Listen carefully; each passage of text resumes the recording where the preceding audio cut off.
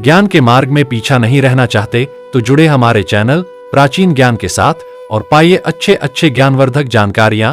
दोस्तों, हमारे घर का सबसे जो महत्वपूर्ण अंग होता है, यानी हमारे पूरे घर में जो हमारा सबसे महत्वपूर्ण कमरा होता है, वो होता है हमारा शयन कक्ष। यानी कि जिस कमरे में हम सोते हैं वो हमारे घर का सबसे महत्वपूर्ण होता है।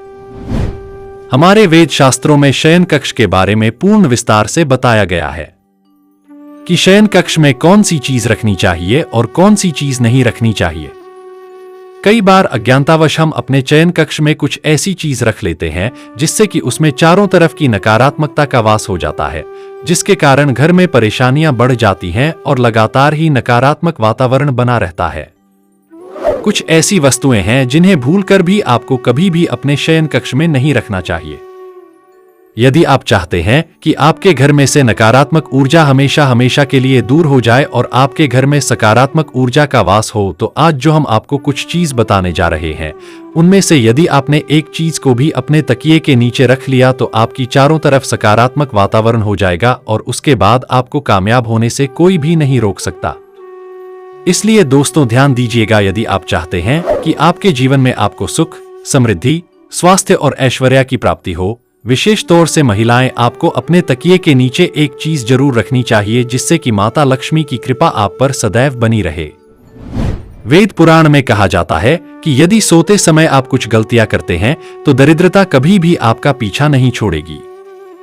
इसीलिए आपको हमेशा अपने तकिए के नीचे वह चीज रखनी चाहिए जो कि वेद पुराण के अनुसार बताई गई है।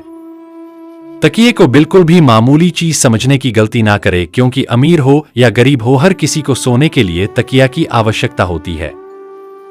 बहुत ही कम लोग ऐसा जानते कि आप तकिए का सही तरह से इस्तेमाल करके अपनी जन्म जन्मांतर की गरीबी को मिटा सकते हैं। अगर आप सही प्रकार से ये एक चीज अपने तकिए के नीचे रखेंगे तो रातों रात आप अपने भाग्य को चमका सकते हैं और ऐसा करने से आपको आपके जीवन में सुख, समृद्धि, धन और ऐश्वर्य सभी कुछ प्राप्त होगा। तो दोस्तों, आज की यह वीडियो बहुत ही महत्वपूर्ण होने वाली है। आज के इस वीडियो में हम आपको बताएंगे कि वो ऐसी कौन सी चीज है जिसे अगर तकिए के नीचे रख लेते हैं तो आपका भाग्य चमकने से कोई भी नहीं रोक सकता। तो जल्दी से वीडियो को लाइक करके कमेंट में हर हर महादेव अवश्य ही लिख दीजिए। तो आइए अब जान लेते हैं कि कैसे अपने तकिए के नीचे यदि आप सही समय पर उस चीज को रख लेते हैं तो किस प्रकार से आप अपने जीवन में कामयाब हो सकते हैं। तो दोस्तों, अब जानेंगे कि किस प्रकार से आप इन चीजों को यदि अपने तकिए के नीचे रखकर सो जाते हैं तो किस प्रकार आप उनके लाभ से कामयाबी की ऊंचाई हासिल करते हैं। दोस्तों, आपने कितनी बार देखा होगा कि जीवन में आप मेहनत तो बहुत करते हैं लेकिन उसके अनुसार आपको फल की प्राप्ति नहीं होती है। यदि आपके जीवन में आपकी एक समस्या खत्म होने लगती है तो उससे पहले ही दूसरी समस्या आकर खड़ी हो जाती है। जी हां दोस्तों, यदि मुसीबतें आपका पीछा छोड़ने का नाम ही नहीं ले रही है तो आपका कोई ना कोई ग्रह आपसे रुष्ट है, जिस कारण आपको माता लक्ष्मी का प्रकोप झेलना पड़ रहा है। लेकिन दोस्तों, अब आपको घबराने की कोई भी आवश्यकता नहीं है। आज के इस वीडियो में हम आपको यही बताने वाले हैं किस प्रकार आप अपने जीवन की सभी परेशानियों को दूर कर सकते हैं। यदि आप अपने तकिए के नीचे कुछ छोटी छोटी सी चीज रख लेते हैं तो आप विश्वास कीजिए दोस्तों, तुरंत ही आपको आपकी सभी परेशानियों से छुटकारा मिल जाएगा और आपको आपके जीवन में सुख, समृद्धि, धन दौलत और ऐश्वर्य की प्राप्ति होगी।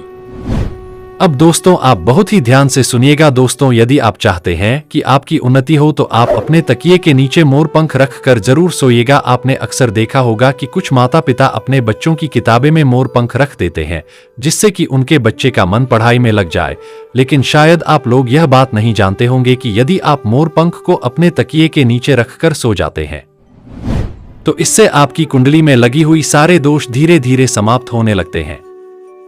यानी जो भी आपकी कुंडली में ग्रह नक्षत्र का प्रकोप बना हुआ है वह धीरे धीरे समाप्त होने लगता है। तो इस उपाय को आप अपने ग्रहों के दोष से छुटकारा पाने के लिए भी कर सकते हैं।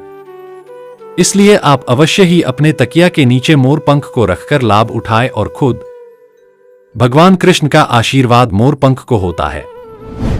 दूसरी जो चीज है जो कि आपको प्रतिदिन अपने तकिया के नीचे रखकर सोना चाहिए यह है तुलसी का पत्ता। तुलसी का जो पौधा होता है ये पूजनीय पौधा होता है और इसलिए माता लक्ष्मी का स्वरूप भी माना जाता है।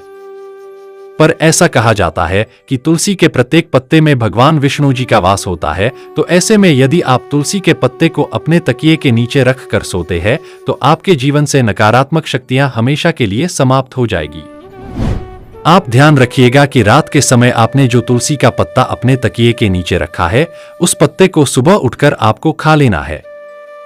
इसके पीछे बहुत ही बड़ा कारण है। यदि आप तुलसी के एक पत्ते का हर रोज सेवन करते हैं तो आप कई जटिल रोगों से बचे रहेंगे।